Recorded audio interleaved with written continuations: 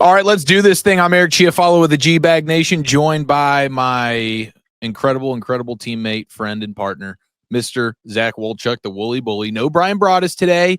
Broaddus is on a wedding excursion. He's the godfather of a young man who's getting married in South Carolina. So the LSU Tiger has to breach the land of the Gamecocks, and he is certainly missing us right now. Nothing he'd rather do than be talking Cowboys with us. But Wolchuk, it's great to see your face. And the Cowboys, we just wrapped up day number 2 of mandatory mini camps, bro. Everything is kind of rocking and rolling right now, dude. We saw Micah Parsons making an appearance out there. He's so competitive, he can't help himself. Dak to Ferguson up the seam is still working pretty nicely. So things are good in Cowboys land. How you doing today? Man, fantastic. I think the Micah stuff is great. I mean, we talked with Ross Tucker, which was awesome last week. And, kind of asked him, hey, big deal or not a big deal if Micah Parsons or say like Trayvon Diggs is working out by himself? Do players care about that? He said no. I do think that there is an importance to be at the mandatory minicamp and certainly, hopefully, at training camp. I mean, CeeDee Lamb had a clip out this week about how much it just really, really stunk being away from the guys during his holdout. So I think that it speaks volumes, man, not only to what Brian Schottenheimer's trying to build here, but Micah maybe learning from a year ago when he wasn't around maybe as much in the offseason. You have a new DC and Mike Zimmer. And could that have contributed to the defense, maybe starting off a little bit of a tick lake? I mean, his comments yesterday on day 1 of mini camps, I think kind of echoed that a little bit. Flus is trying to do a lot of different stuff schematically. He talked about the importance of being there. He doesn't have to be. I think we'd all understand the business side of it. Trey Hendrickson and TJ Watt, they're not with their respective teams for mandatory minicamp. So I love the fact that Micah is there. I think, look, we're in a business where we're going to criticize players, but I think we just want to be fair about everything. And when somebody's going about it the right way, which I personally think Micah is right now by being there and contributing and also just being the competitor that he is and jumping into some of these drills, I love it. I mean, I think you need your guys there. You can't simulate or find any way to by yourself kind of pick up what it's like being there with your guys, getting everything lined up, and also just building relationships and camaraderie with each other. So I think it's awesome. A lot of the things that we heard from minicamp, specifically from the Micah point, the contract will get done, but I love the fact that he's there, and I love the fact that he said he's going to be there for camp. Yeah, I mean, and we've seen over the course of the last few years, like the hold in kind of thing with these veteran players where they're there, they're not away from the team necessarily, but they're just not doing anything physical on the field until they get their contract taken care of. I could easily see that being the case with Micah and the Cowboys. I can't imagine that the agent of Micah Parsons, David Mulugeta, loved seeing him jump in drills today, because you never know when something can happen to a guy. Heck, we just saw in Washington with the Commanders, our old buddy Noah Brown went down with what looked to be like maybe a pretty catastrophic season-ending type of injury. So you never want to see that happen, but that's certainly the risk you take to some extent. But I think Micah also understands the value, his value being, and his brand being so much bigger with the Cowboys. Micah talked about it from day 1, even before being drafted. Where did he want to play? He wanted to play with the Cowboys. He wants to be here. He doesn't want to put up any type of stalemate that could potentially force him out of Dallas. He also doesn't want to deal with the franchise tag stuff that could happen if they don't get a deal done over the course of the next year plus. So I think he fully understands that, hey, this is where I want to be. This is where I need to be. And hopefully they get this thing done sooner rather than later. But I love seeing him get out there, being with the teammates and everything like that, especially as you mentioned with the new defense with Eberflus and stuff. Like, not only do you want to be there for your teammates, but just understanding what is happening with the new scheme and everything like that. So good to see him out there today. Anything else from today's day, or really day 1 and day 2, that has jumped out to you here in mandatory minicamps?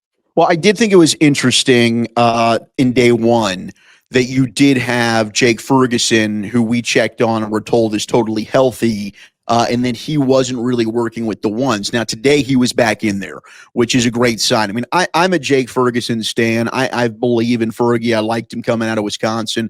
I think you saw shades of a guy that can become a top 5 to 10 tight end in all of football a couple of years ago. Last year, you thought maybe he blew his knee out and he was going to be out for the year against Cleveland. Then he suffers a concussion. I just don't think he was ever really able to get to that version of himself that he believed in. But today, you had him catching a couple of touchdowns in red zone. He was working up the seam in coverage. Dak just goes ahead and just dips it right over Jack Sanborn, the linebacker, to get him a touchdown. So Fergie back working with the ones today. I also think there's a lot of buzz about Brevin Spanford.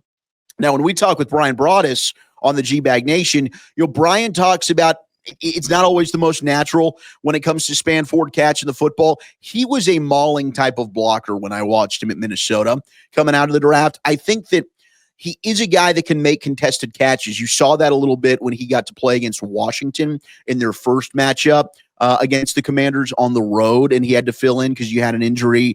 I don't think Ferguson played in that game. So I think there's a possibility Spanford jumps Schoonmaker on the depth chart. I'm watching that when it comes to the tight ends. And then it's really just the DBs, man.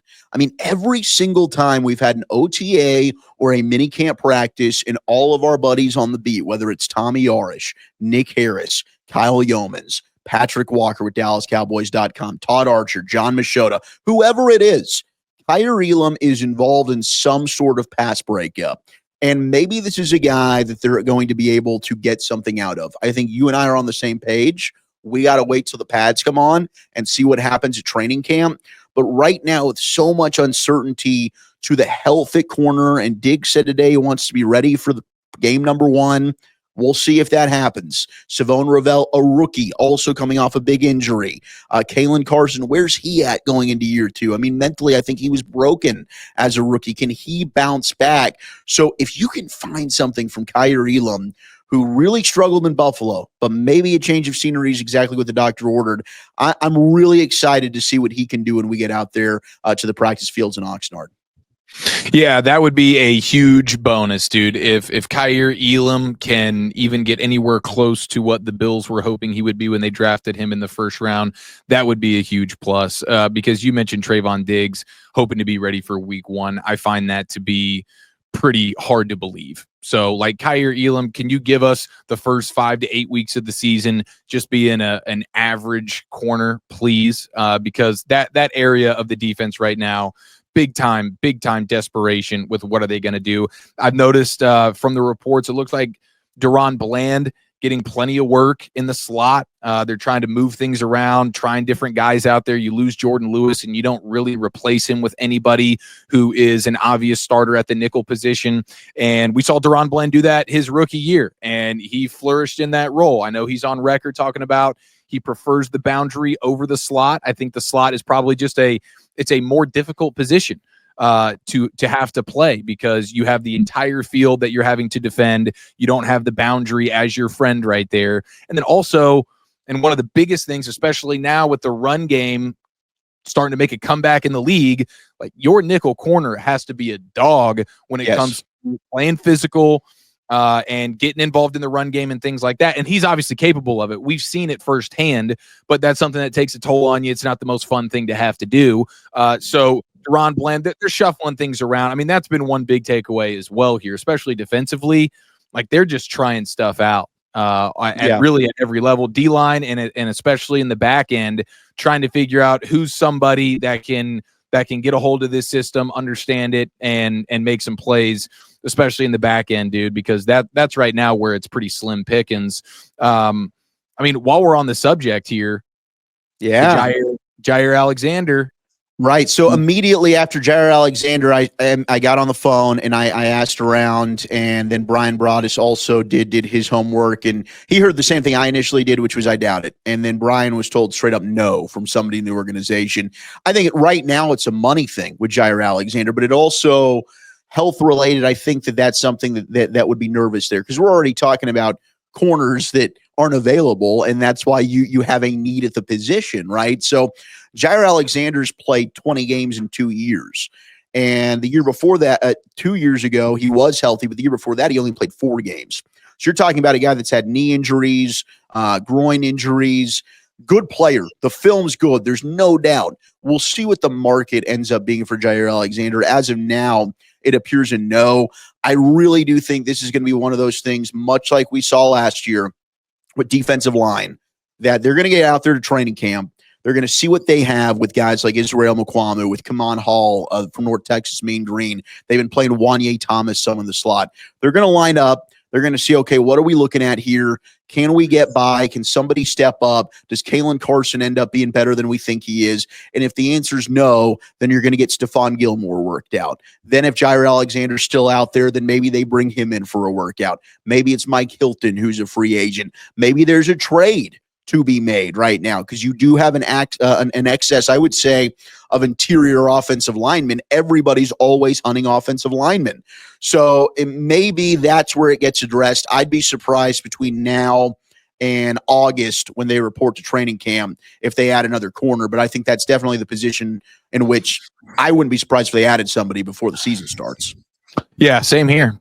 And maybe some of the stuff that Kaiir Elam has done early here in this offseason where he's getting some PBUs in practice. Maybe that's shown them enough to say, like, we don't really have to rush into a Jaire Alexander who has the temperamental stuff, the injury stuff, and a guy who still wants to command as much money as possible. And we know the Cowboys are not the team to dish that out.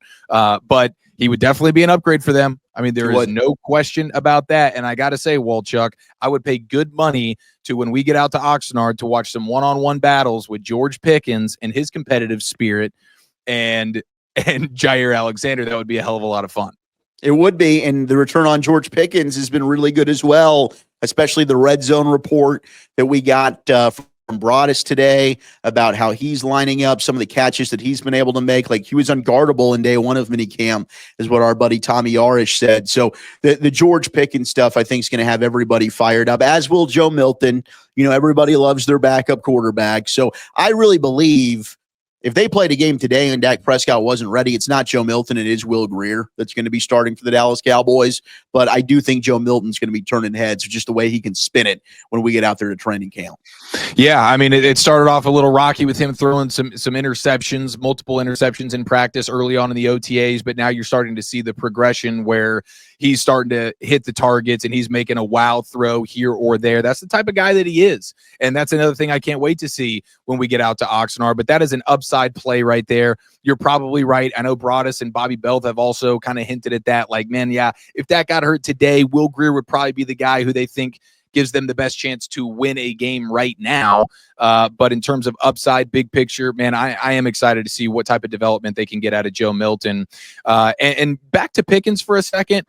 I know Broadus was talking about them working in the red zone, and there's CeeDee Lamb in the slot. There's George Pickens on the same side, working that X on the boundary. Like that right there, just imagining the type of headaches that they're going to cause defenses, and especially when you get in the red zone. I know a lot of people have pointed to the lack of red zone touchdowns for George Pickens throughout his time with Pittsburgh. This is a completely different situation for him. The lack of red zone touchdowns for George Pickens in Pittsburgh has much less to do about George Pickens and everything to do with, one, the poor quarterback play in Pittsburgh, and two, defenses having no one else that concerns them about making a big touchdown type play in the red zone outside of George Pickens on that offense. Now all of a sudden, okay, I got to worry about CeeDee Lamb. I got to worry about a Ferguson. Here comes Turpin in that speed. Hopefully, maybe Dak has a little bit more mobility and he's willing to take off and run. At times, they're certainly trying to get the run game in general going in a big way. If they can run the football consistently, there's another threat for you. So I'm 100% convinced that George Pickens is going to revamp this red zone offense in a huge way, having Dak Prescott throwing him the football in an offense where defenses have to account for other guys outside of just George Pickens like it was for him in Pittsburgh. So I think that is going to be absolutely fantastic. Okay, plenty more to get to. You're listening to the Love of the Star podcast. Love of the Star is an Audacy podcast. You can find it on the Audacy app or wherever you get your podcasts. We'll get to the Dean Julia mailbag here in a few minutes. Another guy I wanted to bring up to you, Walchuk. I saw the odds, and I don't know how much we can read into this. Von Miller and the Cowboys. Cowboys have the best odds right now to land Von Miller, 36 years old, but we know what type of premium edge rusher he has been in the past. Broadus gave us a breakdown of his game. Still can get after the quarterback, 6 sacks last year, and there wasn't anybody else on that Bills defenses, that offenses had to really account for.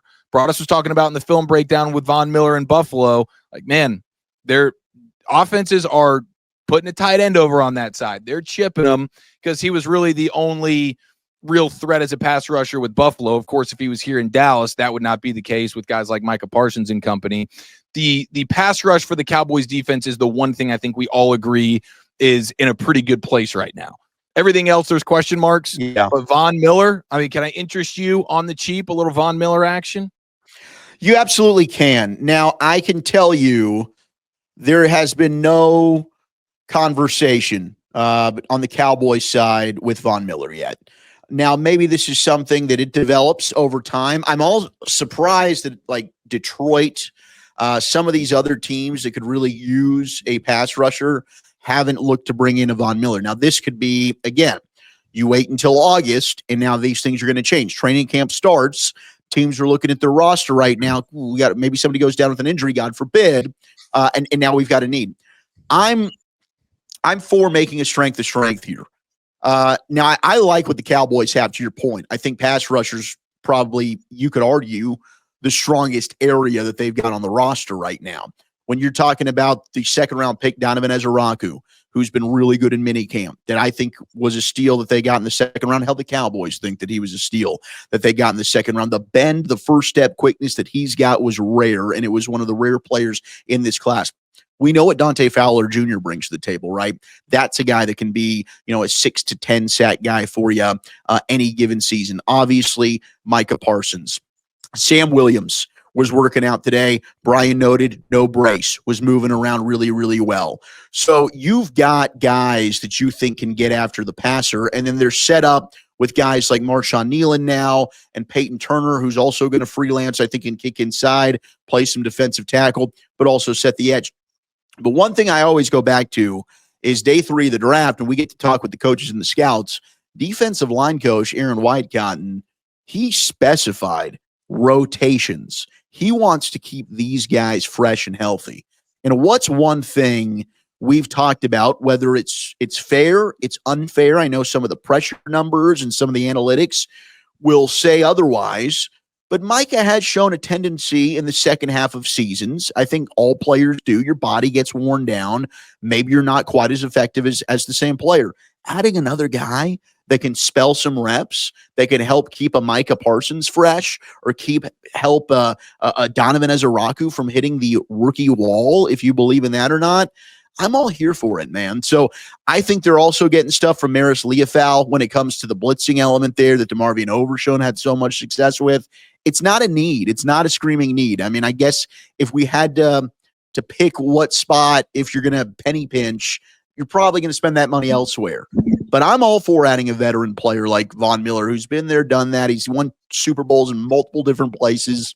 Bring him in, man, and let's go get after the quarterback, because that's going to help out your secondary as well, which we're really nervous about right now. Yeah. I mean, I don't know what type of dollars Von Miller's looking to make in order to keep playing here.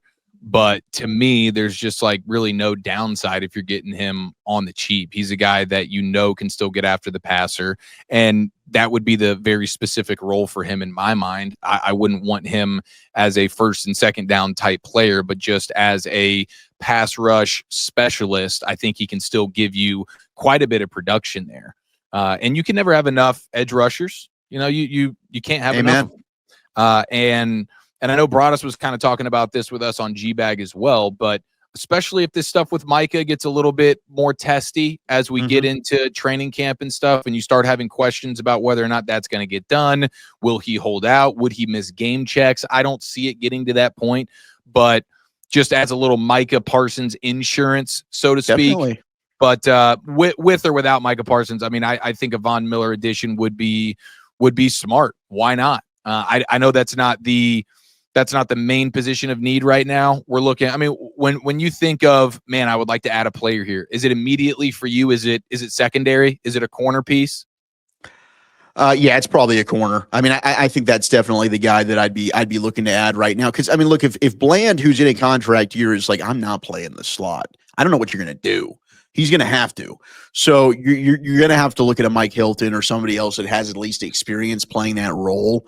But I think that, yeah, a corner, like if I could only add one position, I'd probably be looking to add some more cornerback depth, unless they know better about the health of guys like Josh Butler and other players that they had that gave them some good reps last year. Like maybe they feel good right now about the development of some of those guys, and we're over worrying about it. But I still think corners probably just depth in the secondary in general. I feel decent about safety, but I think corner you need to add a piece. Yeah, and I'm still banging the drum on the run stuffer, big body, one tech, double team eater on the defensive line. Obviously, don't believe in Mozzie Smith. Your draft grade on Jay Toya is something that is giving me some optimism, hopefully, but that's a 7th round pick. I know you had a 4th round grade on him, which is fantastic. If you get a 4th round type player right there in the 7th round, then that would be huge, but obviously not something you can bank on at this point. Maybe we get out to Oxnard and we see that he's given Booker and Beebe and Smith some fits there in some inside run hole, and you're going, okay, wow, you see a little something. But that's one of those spots on the defense where I'm going, man, it's great to have a pass rush, and I love it, and that'll be awesome when you're leading games and you get to pin your ears back. But if offenses are able to just run all over you, then it's going to be some long Sundays. So that would still be another position. And I don't even really know what type of street free agents are out there. We'll get to it in the Dean Julia mailbag here in a few minutes. Maybe you can do some player swaps. I know you were hinting at the idea that you have kind of a log jam on the offensive line, especially interior. So maybe you could do a little player swap trade situation.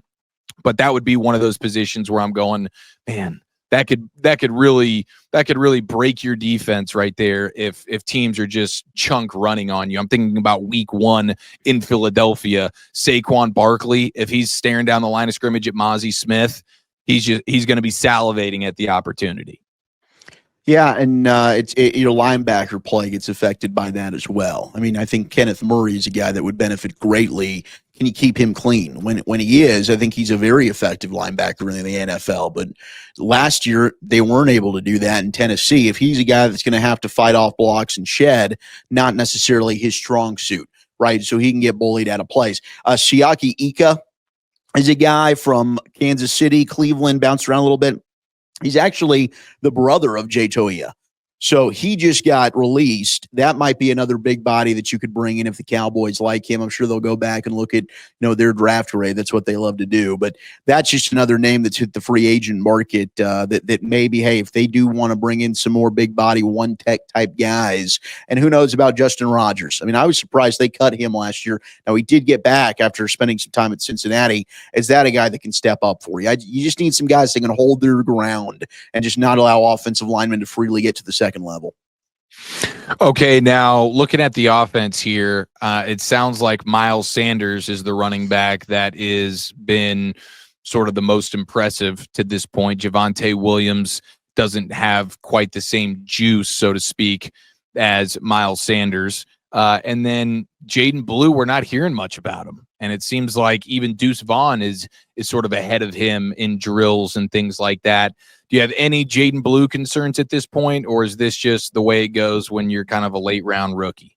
Yeah, no, I don't. I think that Jaden Blue is still going to end up being might end up still leading the team in rushing when it's all said and done. I think he'll be your RB2. I think they're just kind of playing with some stuff. And Brian Schottenheimer, I don't think we should get nervous about who's getting reps where just yet. I think when we get out there and you got pads on and things are a little bit different, where the reps looking like in training camp in preseason, then we'll look at that. But no, I think Blue's still in a good place. I was surprised. I thought Javonte Williams was the guy that prior to OTAs, if I had to predict who's going to be your RB1 week 1, it's going to be Javonte Williams. I didn't think it would be Miles Sanders. Maybe Miles Sanders has more than I think he does left in the tank. I'd like to see how he looks. Javonte Williams, 2 years removed from the injury. I thought when you look at his ability to pass protect, catch the ball in the backfield, bowling ball type runner between the tackles. Miles Sanders, you look at Carolina, it seemed like they were just always looking to replace him once they added him. Like they give Chuba Hubbard the ball all the time. They give him a big contract. They drafted the running back out of Texas who ends up blowing out his ACL 2 years in a row, which was a really big bummer. And then now they brought in Rico Dowdle. It's like they didn't really even give Miles Sanders a chance. So in a team that really doesn't have any offensive talent in Carolina, I was kind of thinking, does Miles Sanders have anything left? Maybe he does. Maybe that's going to be a pleasant surprise and Miles Sanders does emerge. One of those guys, I do believe, is going to be RB1 and the other one's going to be looking for a job because I think Phil Maffa is going to be your RB3 and Jaden Blue's your RB2. I don't think they're going to get rid of their rookies, but I'm excited to see that battle between Williams and Sanders. I'm still going to lean with my gut and say Javonte Williams ends up winning that job, but I'm happy to be proven wrong if Miles Sanders steps up and he's that dude. Yeah, I mean, same here. I think that Miles Sanders for sure has much more upside in terms of ball in his hands, handing him the football. I think the Javonte Williams signing was kind of just like, hey, we have a specific role for you. You are our pass protector in obvious passing situations, and we can throw you the ball a little bit. You're kind of a third down back. I was never really optimistic that he was going to be a guy that you want to hand the ball off to. So in a world where they're both doing different sort of jobs, different skill sets, maybe they could both stick around on this roster. I would love if Phil Maffa ended up showing a little something, being a guy like, could you be some version of a LeGarrette Blount? Could you be some version of a Leonard Fournette, something like that? That would just be fantastic. But to me, yeah, Javonte Williams is a guy that if he was on the roster all season and he had a bagel in the carries column, I'd feel great about it. Like, just go protect Dak, and we'll throw you the ball a little bit, but we don't really want to hand you the football. Miles Sanders, kudos to you. Maybe we'll see that juice in Oxnard. That would be exciting. We have a Jaden Blue question for the Dean Julia mailbag, so we'll go ahead and get to that. You're listening to the Love of the Star podcast. Love of the Star is an Audacy podcast. You can find it on the Audacy app or wherever it is where you get your podcasts.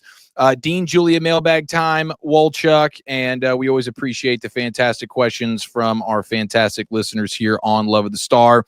And of course, now that we're in the thick of the mandatory mini camps, of course, we have plenty of questions to go around, and we'll start. Dean Julia himself is actually peppering us with a handful of questions. So let's go ahead. We were talking about the running backs. Let's go ahead and talk about Jaden Blue for a second. A player comp. Dean Julia wants to know a player comp for Jaden Blue. And I don't know if one immediately comes to mind for you, but for me, Wolchuk, it would be Devon Achane down there in Miami, former Aggie. He is an absolute speed demon, much like Jaden Blue, can catch the ball out of the backfield. He's been fantastic for the Dolphins. And I don't know that you'll get the exact same production just because Mike McDaniel can dial it up a little bit there. We'll see if Schottenheimer and Clayton Adams can do the same thing. But Jaden Blue as a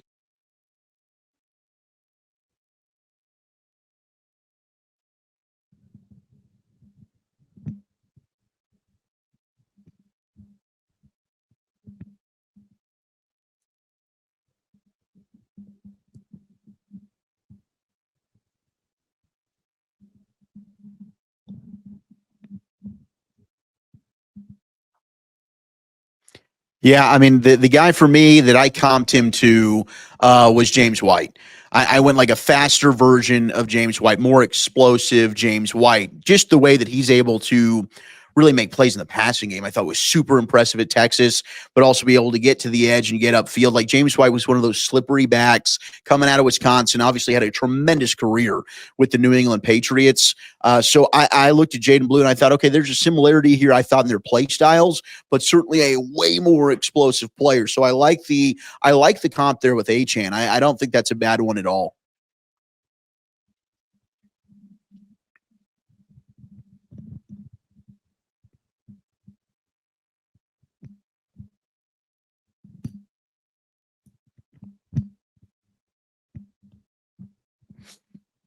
Well, the problem is right now I can't hear you. So I have no idea what the question was. I could see. Perfect. Okay, we were muted. There we go. That's why I was like, is this on my end or was this your error? So I'm glad we got this figured out. just an easy slip of the finger right there for me. It can happen. It can happen.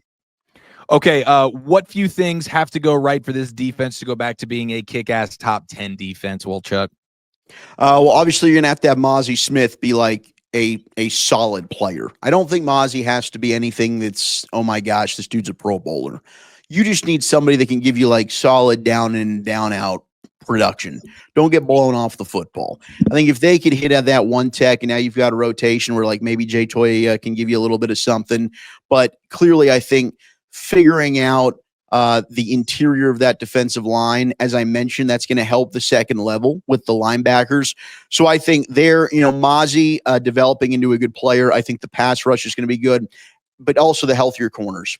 If Trayvon Diggs can come back and he can end up being a player that is what we were hoping Trayvon Diggs would be, and you can actually have him and Deron Bland on the field at the same time together, which they have just found a way to not be. And Savone Ravel, your third-round pick, who I thought could have been the best corner in the draft, is able to develop and be a pretty good player for you his rookie year. Health, and have Mozzie just be decent, and I think your defense can be pretty good. Okay, Dean Julia peppering us with a couple of over-unders. Do you see any Cowboy having a game where he has receiving yards over 154.5? Will you see CeeDee Lamb, George Pickens, somebody like that?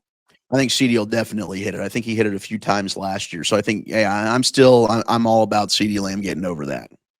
Yeah, I mean, just in one game samples, I think a lot of these could hit, like most rushing yards in a single game. Will they have a guy hit over 100 rushing yards in a game? At least once this year. I think that, look, Jaden Blue can get you a 70-yard touchdown on one play, possibly. That's the kind of speed that he's bringing to the table. So I think, I don't know that they're going to have a 100-yard rusher regularly, but if this offensive line takes the next step, which we're hopeful that it will, they'll do that. Okay, John Hilla Jr. asking, who would be more surprising to win a starting job this season, Miles Sanders or Jaire Elam? I think as of right now, Miles Sanders, because Jaire Elam's got a starting job just by default. Because of like what we were saying, I don't know that Trayvon Diggs is going to be ready to go for week one. I don't know that they would start Savone Ravel week one. And even if they did, it'd probably be Ravel, Bland, and Jaire Elam. So I think Jaire Elam, I'm expecting him to be a starting cornerback week one, quite frankly, where we stand right now, unless they add somebody else. So I think it would be Miles Sanders because there's just a little bit more competition there. Yeah, but right now it's on track for both those guys to be starters. Yeah. Obviously, a lot can change between now and week one, but if they were playing a game today, you'd be looking at two starters right there. Hopefully, they can find a way to be plus players for us.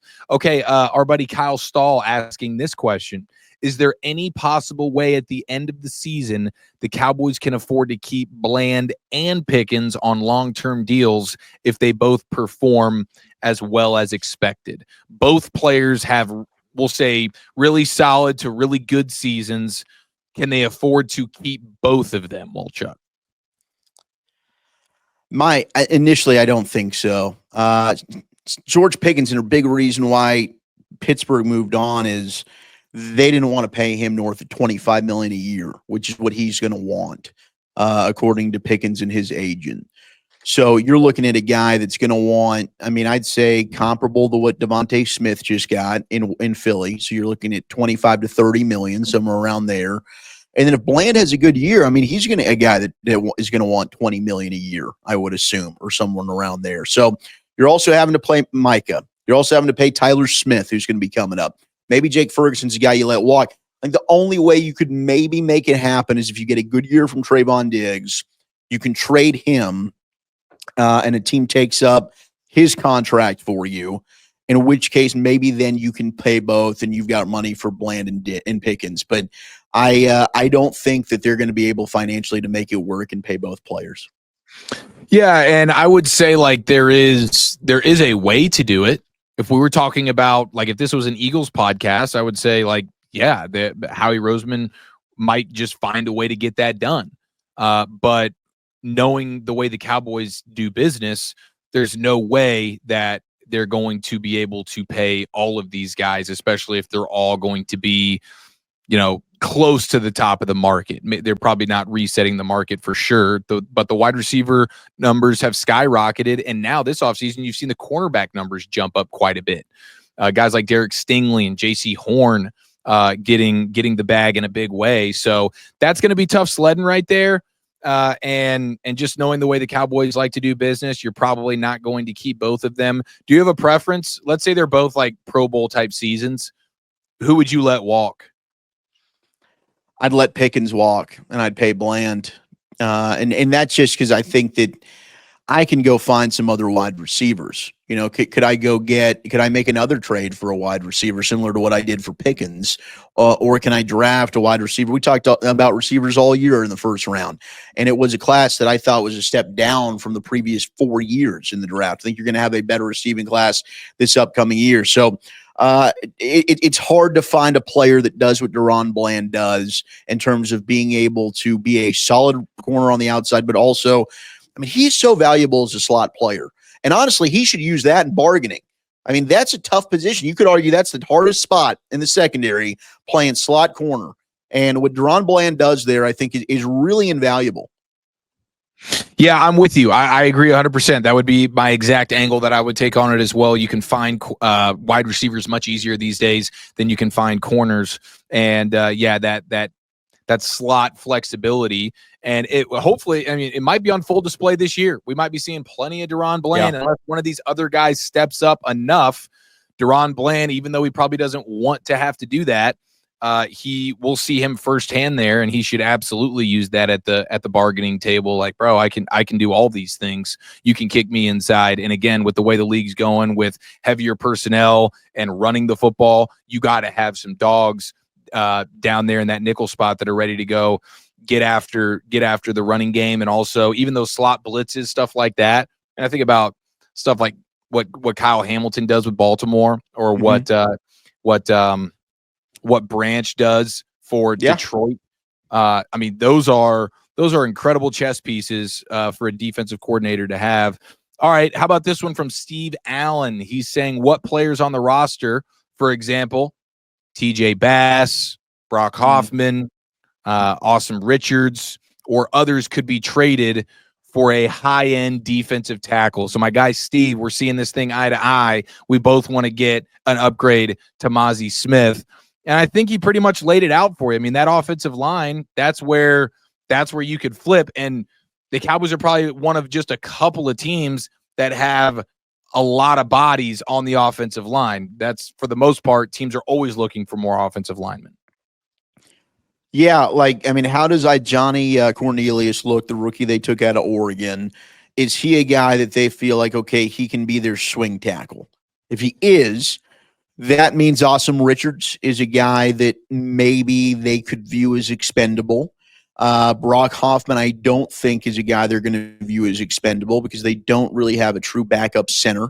And he's a guy that's proven to be able to slide in at guard as well. But TJ Bass, absolutely. Rob Jones could be one of those veteran guys if he looks good.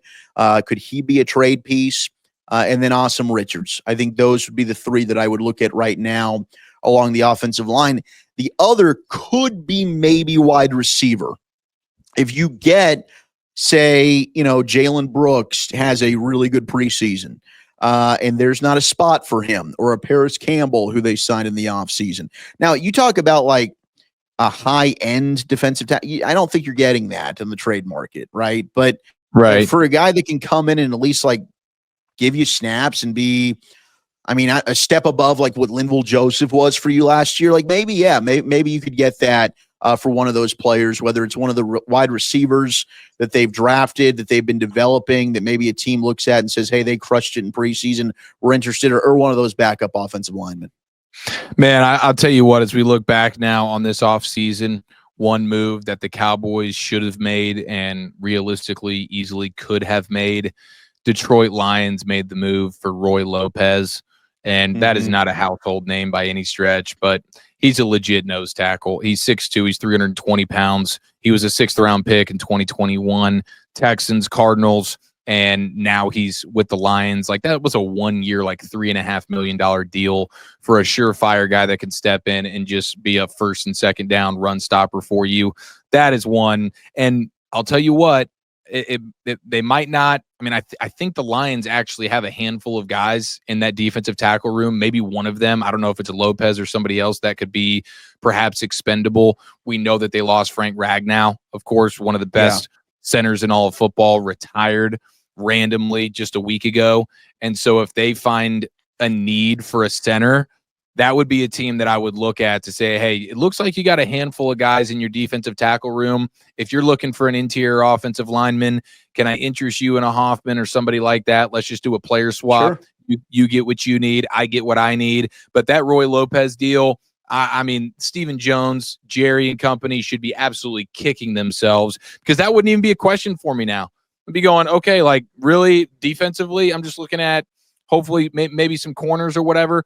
But for the most part, man, that would put my concerns for this run defense at ease in a big way. So that's one team to look at now that they might have a need for an interior offensive lineman with the Ragnow news. Yeah, and there's a chance. I mean, maybe Roy Lopez is available. Maybe he doesn't make that roster potentially. I mean, they just took Tyleik Williams out of Ohio State pretty high. Levi Onwuzurike, who's a local kid from Allen, might be a name that they did bring back, but do they love him? I don't know. Could you call him and call them and maybe have an interest in him? I mean, Aleem McNeil obviously is their starter. He had a catastrophic injury, so they're hopeful that he comes back. So they really just brought, I think, Lopez in as insurance. But certainly, I mean, that's a team that does have some depth in the interior at defensive tackle. Yeah, and then they have potentially a need there in the interior of the offensive line, so that could work out. We'll see. But that'll go ahead and do it for the Dean Julian mailbag. Thank you to all the fantastic questions, and that'll do it for us here today on the Love of the Star podcast. Thank you, Zach Wolchuk. I'm Eric Chiafalo. Thank you for hanging out with us. We'll be back later on this week for some more Cowboys content. Until then, be well.